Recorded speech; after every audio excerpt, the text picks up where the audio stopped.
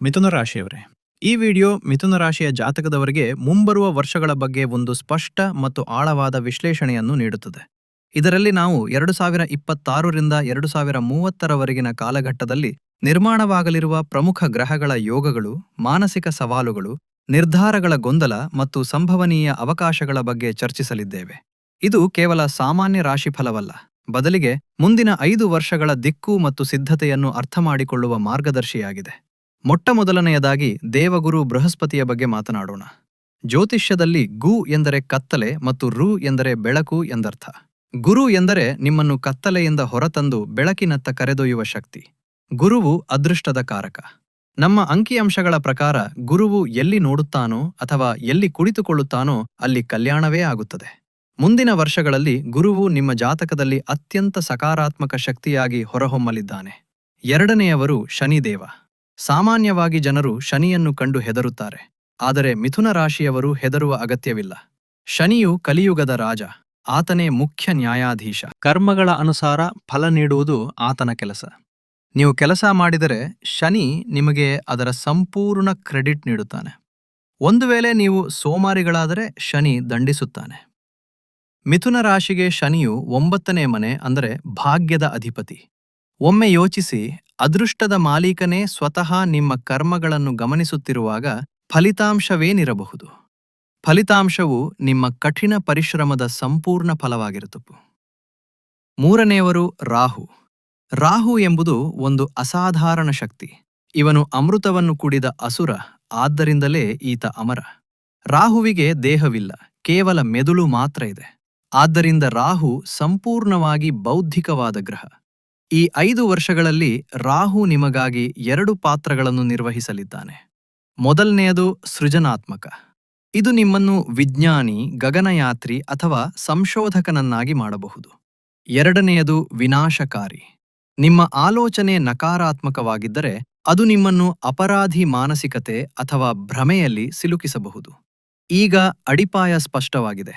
ಗುರು ಆಶೀರ್ವದಿಸುತ್ತಾನೆ, ಶನಿ ಕೆಲಸ ಮಾಡಿಸುತ್ತಾನೆ ಮತ್ತು ರಾಹು ನಿಮ್ಮ ಮೆದುಳಿನ ಪರೀಕ್ಷೆ ತೆಗೆದುಕೊಳ್ಳುತ್ತಾನೆ. ಈಗ ನೀವು ಕಾಯುತ್ತಿರುವ ಆ ಮಾಸ್ಟರ್ ಟೈಮ್ಲೈನ್ಗೆ ಹೋಗೋಣ. ನಾವು ಈಗಿನಿಂದಲೇ ಅಂದರೆ 2025ರ ಅಂತ್ಯ ಮತ್ತು 2026ರ ಆರಂಭದಿಂದ ಪ್ರಾರಂಭಿಸುತ್ತಿದ್ದೇವೆ. ಸದ್ಯಕ್ಕೆ ದೇವಗುರು ಬೃಹಸ್ಪತಿಯು ಮಿಥುನ ರಾಶಿಯಲ್ಲಿ ನಿಮ್ಮ ಲಗ್ನ ಅಂದರೆ ಪ್ರಥಮ ಭಾವದಲ್ಲಿ ವಿರಾಜಮಾನನಾಗಿದ್ದಾನೆ. ಇದರ ಅರ್ಥವೇನು? ಗುರು ಲಗ್ನದಲ್ಲಿದ್ದಾಗ ನೀವು ಒಬ್ಬ VIP ಅತಿಥಿಯಾಗುತ್ತೀರಿ. ನಿಮ್ಮ ವ್ಯಕ್ತಿತ್ವದಲ್ಲಿ ಅದ್ಭುತವಾದ ಮೆರುಗು ಬರುತ್ತದೆ. ಗುರುವು ಇಲ್ಲಿಂದ 3 ಮನೆಗಳನ್ನು ನೋಡುತ್ತಿದ್ದಾನೆ ಮತ್ತು ಈ ತರ್ಕವನ್ನು ಅರ್ಥಮಾಡಿಕೊಳ್ಳುವುದು ಬಹಳ ಮುಖ್ಯ. ಮೊದಲನೆಯದು ಪಂಚಮ ಭಾವ. ಇದು ನಿಮ್ಮ ಬುದ್ಧಿ ಮತ್ತು ಮಕ್ಕಳ ಮನೆ. ವಿದ್ಯಾರ್ಥಿಗಳಿಗೆ ಇದು ಸುವರ್ಣ ಕಾಲ. ಎರಡನೆಯದು ಸಪ್ತಮ ಭಾವ. ಇದು ವಿವಾಹದ ಮನೆ. ನೀವು ಸಿಂಗಲ್ ಆಗಿದ್ದರೆ ಮೇ 2026ರ ಮೊದಲು ಮದುವೆಯಾಗುವ ಬಲವಾದ ಯೋಗಗಳಿವೆ. ಜೀವನ ಸಂಗಾತಿಯ ಆರೋಗ್ಯ ಹದಗೆಟ್ಟಿದ್ದರೆ ಅದು ಈಗ ಸುಧಾರಿಸುತ್ತದೆ. ಮತ್ತು ಮೂರನೆಯದು ನವಮ ಭಾವ. ಇದು ಭಾಗ್ಯದ ಮನೆ. ಗುರು ತನ್ನ ದೃಷ್ಟಿಯಿಂದ ತನ್ನದೇ ಮನೆಯನ್ನು ನೋಡುತ್ತಿದ್ದಾನೆ. ಇದರಿಂದಾಗಿ ನಿಮ್ಮ ಒಲವು ಧರ್ಮ ಮತ್ತು ಆಧ್ಯಾತ್ಮದತ್ತ ಹೆಚ್ಚಾಗುತ್ತದೆ. ಆದರೆ ಈ ಸಮಯದಲ್ಲಿ ಶನಿದೇವನು ನಿಮ್ಮ 10ನೇ ಮನೆ ಅಂದರೆ ಮೀನ ರಾಶಿಯಲ್ಲಿದ್ದಾನೆ. ಶನಿ ಹೇಳುತ್ತಿದ್ದಾನೆ, ಹೊಂದಾಣಿಕೆ ಮಾಡಿಕೊ. 10ನೇ ಮನೆಯಲ್ಲಿ ಶನಿ ಹೊಂದಾಣಿಕೆಯನ್ನು ಬಯಸುತ್ತಾನೆ. ಕಚೇರಿಯಲ್ಲಿ ನಿಮಗೆ ಸಿಗಬೇಕಾದ ಗೌರವ ಸಿಗದಿರಬಹುದು ಅಥವಾ ಕೆಲಸದ ಹೊರೆ ಹೆಚ್ಚಿರಬಹುದು. ಆದರೆ ನೆನಪಿಡಿ, ಶನಿ ಇಲ್ಲಿ ನಿಮ್ಮ ಬದುಕಿನ ಅಡಿಪಾಯವನ್ನು ನಿರ್ಮಿಸುತ್ತಿದ್ದಾನೆ. ವೈದ್ಯರು, ವಕೀಲರು, ನ್ಯಾಯಾಧೀಶರು ಮತ್ತು ಶಿಕ್ಷಕರಿಗೆ ಇದು ಸಾಧನೆಯ ಸಮಯ. ಈಗ ನೀವು ಗುರುತು ಮಾಡಿಕೊಳ್ಳಬೇಕಾದ ದಿನಾಂಕ ಬರುತ್ತದೆ, ಮೇ ಮತ್ತು ಜೂನ್ 2026. ಈ ಸಮಯದಲ್ಲಿ ಗುರುವು ರಾಶಿ ಬದಲಾವಣೆ ಮಾಡಿ ಕಟಕ ರಾಶಿಗೆ ಪ್ರವೇಶಿಸುತ್ತಾನೆ. ಗೆಳೆಯರೆ, ಕಟಕ ರಾಶಿಯಲ್ಲಿ ಗುರುವು ಉಚ್ಚ ಸ್ಥಾನ ಪಡೆಯುತ್ತಾನೆ, ಅಂದರೆ ತನ್ನ ಅತ್ಯಂತ ಶಕ್ತಿಯುತ ಸ್ಥಿತಿಯಲ್ಲಿರುತ್ತಾನೆ. ಇದು ಎಲ್ಲಿ ನಡೆಯುತ್ತಿದೆ? ನಿಮ್ಮ 2ನೇ ಮನೆಯಲ್ಲಿ, ಅಂದರೆ ಧನಭಾವದಲ್ಲಿ. ನಮ್ಮ ಡೇಟಾ ಹೇಳುತ್ತದೆ, ಇದು ನಿಮ್ಮನ್ನು ಸಿರಿವಂತರನ್ನಾಗಿ ಮಾಡುತ್ತದೆ. ಈ ಒಂದು ವರ್ಷದಲ್ಲಿ ಅಂದರೆ 2026ರ ಮಧ್ಯಭಾಗದಿಂದ 2027ರ ಮಧ್ಯಭಾಗದವರೆಗೆ ನಿಮ್ಮ ಬ್ಯಾಂಕ್ ಬ್ಯಾಲೆನ್ಸ್ ಹಲವು ಪಟ್ಟು ಹೆಚ್ಚಾಗುತ್ತದೆ. ಇದು ಖರ್ಚು ಮಾಡುವ ಸಮಯವಲ್ಲ, ಬದಲಾಗಿ ಹಣ ಸಂಗ್ರಹಿಸುವ ಸಮಯ. ನಿಮ್ಮ ಮಾತಿಗೆ ಎಷ್ಟು ಶಕ್ತಿ ಇರುತ್ತದೆ ಎಂದರೆ ಜನರು ನಿಮ್ಮ ಮಾತನ್ನು ಕೇಳುತ್ತಾರೆ. ಕನ್ಸಲ್ಟೆಂಟ್ ಮತ್ತು ಸೇಲ್ಸ್ ವೃತ್ತಿಯಲ್ಲಿರುವವರಿಗೆ ಇದು ಜಾಕ್ಪಾಟ್ ಸಮಯ. ಕುಟುಂಬದಲ್ಲಿ ಮದುವೆ ಅಥವಾ ಮಗುವಿನ ರೂಪದಲ್ಲಿ ಹೊಸ ಸದಸ್ಯರು ಸೇರ್ಪಡೆಯಾಗಬಹುದು. ಮನೆಯ ವಾತಾವರಣ ಧಾರ್ಮಿಕ ಮತ್ತು ಮಂಗಳಕರವಾಗಿರುತ್ತದೆ. ಆದರೆ ಇದೇ ಸಮಯದಲ್ಲಿ ಒಂದು ಎಚ್ಚರಿಕೆಯೂ ಇದೆ. 06 ಡಿಸೆಂಬರ್ 2026 ರಂದು ರಾಹು ತನ್ನ ಚಲನೆಯನ್ನು ಬದಲಿಸಿ ಅಷ್ಟಮ ಭಾವ ಅಂದರೆ ಮಕರ ರಾಶಿಗೆ ಬರುತ್ತಾನೆ. ಒಂದು ಕಡೆ ಗುರು ಹಣ ನೀಡುತ್ತಿದ್ದರೆ, ರಾಹು 8ನೇ ಮನೆಯಲ್ಲಿ ಕುಳಿತು ಹಠಾತ್ ಸಮಸ್ಯೆಗಳನ್ನು ಸೃಷ್ಟಿಸಲು ಪ್ರಯತ್ನಿಸುತ್ತಾನೆ. ಡಿಸೆಂಬರ್ 2026ರ ನಂತರದ ಅವಧಿಯಲ್ಲಿ ನಿಮ್ಮ ಅತ್ತೆ ಮಾವನ ಮನೆಯವರ ಜೊತೆ ಯಾವುದೇ ಕಾರಣಕ್ಕೂ ಜಗಳವಾಡಬೇಡಿ. ಯಾವುದೇ ರಾಜಕೀಯ ಮಾಡಬೇಡಿ. ನೀವು ಅತಿ ಚತುರತೆ ತೋರಿದರೆ ರಾಹು ನಿಮ್ಮನ್ನು ಸಿಲುಕಿಸುತ್ತಾನೆ.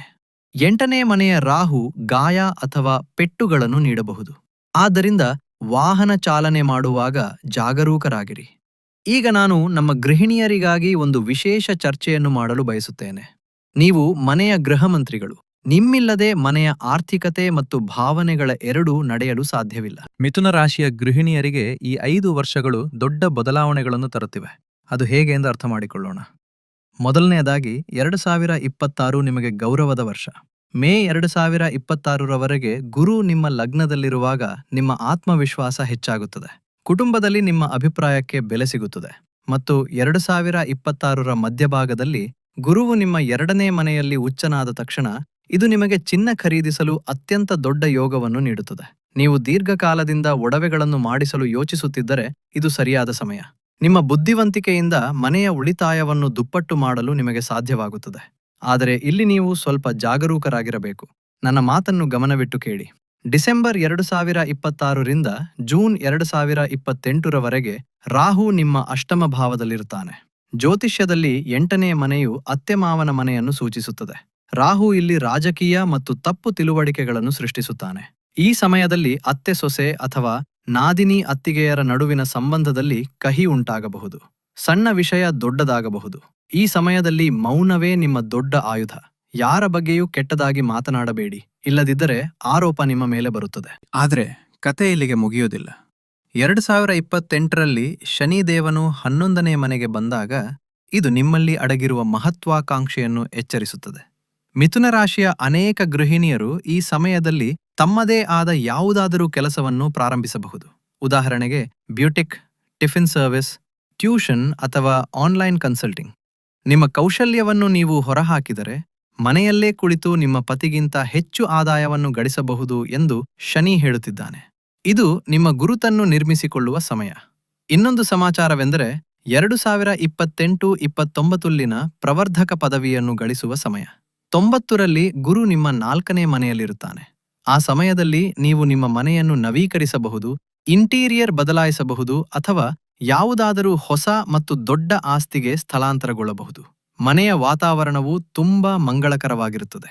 ಗೃಹಿಣಿಯರೇ, 2027ರಲ್ಲಿ ಅತ್ತೆ ಮಾವನ ಮನೆಯವರ ಜೊತೆ ಜಾಗರೂಕರಾಗಿರಿ ಮತ್ತು 2028ರಲ್ಲಿ ನಿಮ್ಮ ಯಶಸ್ಸಿನ ಹಾರಾಟಕ್ಕೆ ಸಿದ್ಧರಾಗಿರಿ. ಈಗ ನಾವು 2027ಕ್ಕೆ ಪ್ರವೇಶಿಸುತ್ತೇವೆ. ಇಲ್ಲಿ ಶನಿದೇವನು ತನ್ನ ದೊಡ್ಡ ಆಟವನ್ನು ಆಡಲಿದ್ದಾನೆ. ಈ ದಿನಾಂಕವನ್ನು ಬರೆದಿಟ್ಟುಕೊಳ್ಳಿ. 3 ಜೂನ್ 2027. ಈ ದಿನ ಶನಿದೇವನು ಮೇಷರಾಶಿಯನ್ನು ಪ್ರವೇಶಿಸುತ್ತಾನೆ. ಇದು ನಿಮ್ಮ 11ನೇ ಭಾವವಾಗಿದೆ. ಸಾಮಾನ್ಯವಾಗಿ ಶನಿಯು ಮೇಷರಾಶಿಯಲ್ಲಿ ನೀಚ ಎಂದು ಪರಿಗಣಿಸಲಾಗುತ್ತದೆಯಾದರೂ ಮಿಥುನ ರಾಶಿಯವರಿಗೆ ಇದು ರಾಜಯೋಗದಂತಹ ಫಲವನ್ನು ನೀಡುತ್ತದೆ. ಏಕೆಂದರೆ 11ನೇ ಮನೆಯು ಇಚ್ಛಾಪೂರೈಕೆಯ ಮನೆಯಾಗಿದೆ. ಶನಿ ಹೇಳುತ್ತಾನೆ, ನೀನು 10ನೇ ಮನೆಯಲ್ಲಿ ತುಂಬಾ ಕಷ್ಟಪಟ್ಟಿದ್ದೀಯೆ, ಈಗ ಅದರ ಫಲವನ್ನು ಅನುಭವಿಸು. ತೈಲ, ಕಬ್ಬಿಣ, ಯಂತ್ರೋಪಕರಣಗಳು, ಗಣಿಗಾರಿಕೆ ಅಥವಾ ನಿರ್ಮಾಣ ಕಾರ್ಯದಲ್ಲಿ ತೊಡಗಿರುವವರಿಗೆ ಇದು ವಿಶೇಷ ಯಶಸ್ಸಿನ ಸಮಯ. ನಿಮಗೆ ಪ್ರಶಸ್ತಿಗಳು ಸಿಗಬಹುದು, ಬಡ್ತಿ ಸಿಗಬಹುದು. ಆದರೆ ಶನಿ ಎಂದರೆ ಶನಿಯೇ. ಆತ ಎಲ್ಲವನ್ನೂ ಅಷ್ಟು ಸುಲಭವಾಗಿ ನೀಡುವುದಿಲ್ಲ. 20 ಅಕ್ಟೋಬರ್ 2027ರಂದು ಶನಿಯು ವಕ್ರಿಯಾಗಿ ಮತ್ತೆ ಮೀನರಾಶಿಗೆ ಹಿಂತಿರುಗುತ್ತಾನೆ ಎಂದು ಡೇಟಾ ಹೇಳುತ್ತದೆ. ಇದರ ಅರ್ಥವೇನು? ಇದರ ಅರ್ಥ ಮೋಹ. ಶನಿ ಹೇಳುತ್ತಿದ್ದಾನೆ, ಕೆಲವು ಕೆಲಸಗಳು ಹಿಂದೆ ಉಳಿದಿವೆ, ಮೊದಲು ಅವುಗಳನ್ನು ಪೂರ್ಣಗೊಳಿಸು, ಆಮೇಲೆ ಬಹುಮಾನ ನೀಡುತ್ತೇನೆ. ಅಕ್ಟೋಬರ್ 2027ರಿಂದ ಫೆಬ್ರವರಿ 2028ರವರೆಗಿನ ಈ ಸಮಯ ಸ್ವಲ್ಪ ನಿರಾಶಾದಾಯಕವಾಗಿರಬಹುದು. ಕೆಲಸ ಕೈಗೆ ಬರುವ ಹೊತ್ತಿಗೆ ನಿಂತು ಹೋಗುತ್ತಿದೆ ಎಂದು ನಿಮಗೆ ಅನಿಸಬಹುದು. ಆದರೆ ಗಾಬರಿಯಾಗಬೇಡಿ. 23 ಫೆಬ್ರವರಿ 2028ರಂದು ಶನಿ ಮತ್ತೆ ಮೇಷರಾಶಿಗೆ ಬರುತ್ತಾನೆ. ಮತ್ತು ಆಗ ನೀವು ಪೂರ್ಣ ವೇಗದಲ್ಲಿ ಫಲಿತಾಂಶಗಳನ್ನು ಪಡೆಯುತ್ತೀರಿ. ಈಗ ನಾವು ವಿಡಿಯೋದ ಅತ್ಯಂತ ಮಹತ್ವದ ಭಾಗಕ್ಕೆ ಹೋಗುತ್ತಿದ್ದೇವೆ. 2029 ಮತ್ತು 2030. ಜನರು ಹೆಚ್ಚಾಗಿ ಕೇಳುತ್ತಾರೆ, ಪಂಡಿತರೆ, ವಿದೇಶಕ್ಕೆ ಯಾವಾಗ ಹೋಗುತ್ತೇವೆ? ಉತ್ತರ ಇಲ್ಲಿದೆ. 8 ಆಗಸ್ಟ್ 2029. ಈ ದಿನ ಶನಿದೇವನು ವೃಷಭ ರಾಶಿಯನ್ನು ಪ್ರವೇಶಿಸುತ್ತಾನೆ. ಇದು ನಿಮ್ಮ 12ನೇ ಭಾವವಾಗಿದೆ. ಸಾಮಾನ್ಯವಾಗಿ ಜ್ಯೋತಿಷ್ಯದಲ್ಲಿ 12ನೇ ಮನೆಯ ಶನಿ ಕೆಟ್ಟವನು ಎಂದು ಹೇಳಲಾಗುತ್ತದೆ. ಇದು ಸ್ಯಾಡೆ ಸಾತಿಯ ಆರಂಭವಾಗಿರುತ್ತದೆ. ಆದರೆ ಮಿಥುನ ರಾಶಿಯವರೇ, ಗಮನವಿಟ್ಟು ಕೇಳಿ. ಈ ಶನಿಯು ನಿಮಗೆ ಪ್ರಯೋಜನಕಾರಿಯಾಗಲಿದ್ದಾನೆ ಎಂದು ನಮ್ಮ ವಿಶ್ಲೇಷಣೆ ಹೇಳುತ್ತದೆ. ಇದರ ತಾಂತ್ರಿಕ ಕಾರಣವನ್ನು ಅರ್ಥ ಮಾಡಿಕೊಳ್ಳುವುದು ಅವಶ್ಯಕ. ಶನಿ 12ನೇ ಮನೆಯಲ್ಲಿ ಕುಳಿತಾಗ ಆತ ತನ್ನ 10ನೇ ದೃಷ್ಟಿಯಿಂದ ನಿಮ್ಮ 9ನೇ ಮನೆ ಅಂದರೆ ಭಾಗ್ಯಭಾವವನ್ನು ನೋಡುತ್ತಾನೆ. ಕುಂಭರಾಶಿಯು ಶನಿಯ ಸ್ವಂತ ರಾಶಿಯಾಗಿದೆ. ಇದರರ್ಥ ಶನಿ ಖರ್ಚಿನ ಮನೆಯಲ್ಲಿ ಕುಳಿತಿದ್ದರೂ ಸಹ ಅವನು ನಿಮ್ಮ ಭಾಗ್ಯವನ್ನು ರಕ್ಷಿಸುತ್ತಿದ್ದಾನೆ. ಈ ಅವಧಿಯಲ್ಲಿ ನೀವು PR ಅಥವಾ ವೀಸಾಕ್ಕಾಗಿ ಪ್ರಯತ್ನಿಸುತ್ತಿದ್ದರೆ ಆ ಕೆಲಸವು ಪೂರ್ಣಗೊಳ್ಳುತ್ತದೆ. ನೀವು ಹಣವನ್ನು ಖರ್ಚು ಮಾಡುತ್ತೀರಿ, ಆದರೆ ಅದು ನಷ್ಟವಲ್ಲ, ಬದಲಾಗಿ ಹೂಡಿಕೆಯಾಗಿರುತ್ತದೆ. ದೊಡ್ಡ ಆಸ್ತಿ ಖರೀದಿ ಅಥವಾ ಮಲ್ಟಿನ್ಯಾಷನಲ್ ಕಂಪನಿಯಲ್ಲಿ ಕೆಲಸ ಸಿಗುವುದು ಖಚಿತ. ಶನಿಯ ದೃಷ್ಟಿ 6ನೇ ಮನೆಯ ಮೇಲೆಯೂ ಇರುತ್ತದೆ. ಇದರಿಂದ ನಿಮ್ಮ ಶತ್ರುಗಳು ತಾನಾಗಿಯೇ ನಾಶವಾಗ್ತಾರೆ. ಶತ್ರು ಹಂತ ಯೋಗ ನಿರ್ಮಾಣವಾಗುತ್ತದೆ. ಆದರೆ ಇದೇ ಸಮಯದಲ್ಲಿ ಅಂದರೆ 2029ರಿಂದ 2030ರಲ್ಲಿ ಗುರು ತನ್ನ ಸ್ಥಿತಿಯನ್ನು ಬದಲಾಯಿಸುತ್ತಲೇ ಇರುತ್ತಾನೆ. ಕನ್ಯೆಯಿಂದ ತುಲಾದವರೆಗೆ. ಗುರು ಕನ್ಯಾ ರಾಶಿಯಲ್ಲಿರುವಾಗ ಅವನು ನಿಮ್ಮ ವೃತ್ತಿ ಜೀವನವನ್ನು ರಕ್ಷಿಸುತ್ತಾನೆ.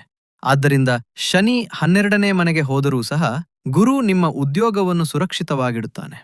ಗೆಳೆಯರೆ, ಇವು ಬಹಳಷ್ಟು ಅಂಕಿಅಂಶಗಳಾದವು. ಇದನ್ನು ಸರಳೀಕರಿಸಿ ವಿವಿಧ ಕ್ಷೇತ್ರಗಳ ಪ್ರಕಾರ ಅರ್ಥ ಮಾಡಿಕೊಳ್ಳೋಣ. ಹಣಕಾಸು. 2026ರ ಮಧ್ಯಭಾಗದಿಂದ 2027ರ ಮಧ್ಯಭಾಗದವರೆಗೆ ಗುರುವು ಉಚ್ಚನಾಗಿರುವಾಗ ಹಣಕಾಸಿನ ದೃಷ್ಟಿಯಿಂದ ಅತ್ಯುತ್ತಮ ಸಮಯ.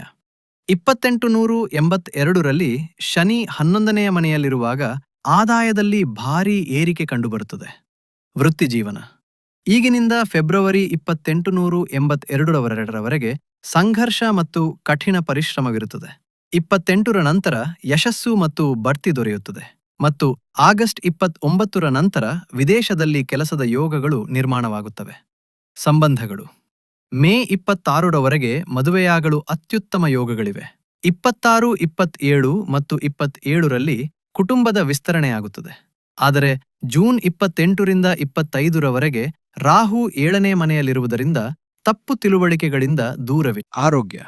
ಡಿಸೆಂಬರ್ 2026ರಿಂದ ಜೂನ್ 2028ರವರೆಗೆ ರಾಹು 8ನೇ ಮನೆಯಲ್ಲಿರುವುದರಿಂದ ಪೆಟ್ಟುಗಳಾಗುವ ಭೀತಿ ಇರುತ್ತದೆ ಮತ್ತು ಶನಿಯ ಪ್ರಭಾವದಿಂದ ಮೊಣಕಾಲು ಮತ್ತು ಕೀಲು ನೋವು ಬರಬಹುದು. ಈಗ ಪ್ರಶ್ನೆ ಎಂದರೆ, ಈ ಸುವರ್ಣಕಾಲದ ಗರಿಷ್ಠ ಲಾಭವನ್ನು ಪಡೆಯೋದು ಹೇಗೆ ಮತ್ತು ಕೆಟ್ಟ ಸಮಯದಿಂದ ಬಚಾವಾಗುವುದು ಹೇಗೆ? ತಜ್ಞರ ದತ್ತಾಂಶದ ಆಧಾರದ ಮೇಲೆ ನಿಮಗಾಗಿ ಇಲ್ಲಿದೆ ಅಚೂಕ ಪರಿಹಾರಗಳು. ಅತ್ಯಂತ ಪ್ರಮುಖವಾದದ್ದು ಪ್ರಾಯೋಗಿಕ ಪರಿಹಾರ. ಶನಿ 10ನೇ ಮನೆಯಲ್ಲಿದ್ದಾನೆ. ಇದರ ಪರಿಹಾರ ದೇವಸ್ಥಾನದಲ್ಲಿಲ್ಲ, ಬದಲಾಗಿ ನಿಮ್ಮ ಕಚೇರಿಯಲ್ಲಿದೆ. ನಿಯಮ ಸರಳವಾಗಿದೆ. ಸೋಮಾರಿತನವನ್ನು ತ್ಯಜಿಸಿ. ನೀವು ಕೆಲಸದಲ್ಲಿ ಕಳ್ಳಾಟವಾಡಿದರೆ ಶನಿ ದಂಡಿಸುತ್ತಾನೆ. ಕಷ್ಟಪಟ್ಟು ಕೆಲಸ ಮಾಡಿದರೆ 2028ರಲ್ಲಿ ನಿಮ್ಮನ್ನು ರಾಜನನ್ನಾಗಿ ಮಾಡುತ್ತಾನೆ. ರಾಹುವಿಗಾಗಿ. ಅದರಲ್ಲೂ 2027-28ರಲ್ಲಿ ರಾಜಕೀಯದಿಂದ ದೂರವಿರಿ. ಯಾರ ಬೆನ್ನ ಹಿಂದೆಯೂ ಅವರ ಕೆಟ್ಟದ್ದನ್ನು ಮಾತನಾಡಬೇಡಿ. ಮಂತ್ರಗಳ ಬಗ್ಗೆ ಹೇಳುವುದಾದರೆ, ನಿಮ್ಮ ರಾಶಿ ಅಧಿಪತಿ ಬುಧ. ಪ್ರತಿದಿನ ಈ ಬೀಜ ಮಂತ್ರವನ್ನು 180 ಬಾರಿ ಜಪಿಸಿ. ಓಂ ಬ್ರಾಂ ಬ್ರೀಂ ಬ್ರೌಂ ಸಃ ಬುಧಾಯ ನಮಃ. ಹಣ ಮತ್ತು ಐಷಾರಾಮಿ ಜೀವನಕ್ಕಾಗಿ ಶುಕ್ರನ ಮಂತ್ರ. ಓಂ ದ್ರಾಂ ದ್ರೀಂ ದ್ರೌಂ ಸಃ ಶುಕ್ರಾಯ ನಮಃ. ಮತ್ತು ನಿಮ್ಮ ರಕ್ಷಾ ಕವಚ ಹನುಮಾನ್ ಚಾಲೀಸ. ರಾಹು 8ನೇ ಮನೆಯಲ್ಲಿ ತೊಂದರೆ ನೀಡುವಾಗ ಅಥವಾ 2029ರ ಅಂತ್ಯದಲ್ಲಿ ಶನಿಯ ಸಾಡೆ ಸಾತಿ ಆರಂಭವಾಗುವಾಗ ಗ್ರಹಗಳ ಪ್ರಭಾವವನ್ನು ನಿಯಂತ್ರಿಸಬಲ್ಲ ಶಕ್ತಿ ಹನುಮಂತನಿಗೆ ಮಾತ್ರ ಇದೆ. ಗೆಳೆಯರೆ, 2026ರಿಂದ 2030ರವರೆಗಿನ ಸಮಯವು ಮಿಥುನ ರಾಶಿಯವರಿಗೆ ಇತಿಹಾಸ ನಿರ್ಮಿಸುವ ಸಮಯವಾಗಿದೆ. ನಕ್ಷತ್ರಗಳು ನಿಮ್ಮ ಪರವಾಗಿವೆ. ಕೇವಲ ನೀವು ಕರ್ಮ ಮಾಡುವುದಷ್ಟೇ ಬಾಕಿಯಿದೆ. ನಾನು ಇಂದು ಹೇಳಿದ ಈ ದಿನಾಂಕಗಳನ್ನು 3 ಜೂನ್ 2027, 8 ಆಗಸ್ಟ್ 2029 ನೆನಪಿನಲ್ಲಿಟ್ಟುಕೊಳ್ಳಿ. ಏಕೆಂದರೆ ಯೂಟ್ಯೂಬ್ ವಿಡಿಯೋ ಕರೆದು ಹೋಗಬಹುದು, ಆದರೆ ಈ ಸಮಯ ಮತ್ತೆ ಬರುವುದಿಲ್ಲ. ಈ ಮಹಾಭವಿಷ್ಯವು ನಿಮಗೆ ಇಷ್ಟವಾಗಿದೆ ಎಂದು ಭಾವಿಸುತ್ತೇನೆ. ಈ ವಿಡಿಯೋ ನಿಮಗೆ ಸ್ವಲ್ಪವಾದರೂ ಸ್ಪಷ್ಟತೆ ನೀಡಿದ್ದರೆ ಇದನ್ನು ಲೈಕ್ ಮಾಡಿ ಮತ್ತು ಕಮೆಂಟ್ನಲ್ಲಿ ಜೈ ಶನಿದೇವ್ ಅಥವಾ ಹರ ಹರ ಮಹಾದೇವ್ ಎಂದು ಬರೆಯಿರಿ. ನಿಮ್ಮ ಮಿಥುನ ರಾಶಿಯ ಮಿತ್ರರು ಮತ್ತು ಕುಟುಂಬದವರೊಂದಿಗೆ ಇದನ್ನು ಖಂಡಿತವಾಗಿ ಶೇರ್ ಮಾಡಿ. ಈ ದಿನಾಂಕಗಳು ಹತ್ತಿರ ಬಂದಾಗ ನಾವು ನಿಮಗೆ ನೆನಪಿಸಲು ಚಾನೆಲ್ ಅನ್ನು ಸಬ್ಸ್ಕ್ರೈಬ್ ಮಾಡಿ. ನಿಮ್ಮ ಮುಂದಿನ ಸಮಯವೂ ಶುಭವಾಗಿರಲಿ, ಮಂಗಳಕರವಾಗಿರಲಿ. ನಮಸ್ಕಾರ. ಹರ ಹರ ಮಹಾ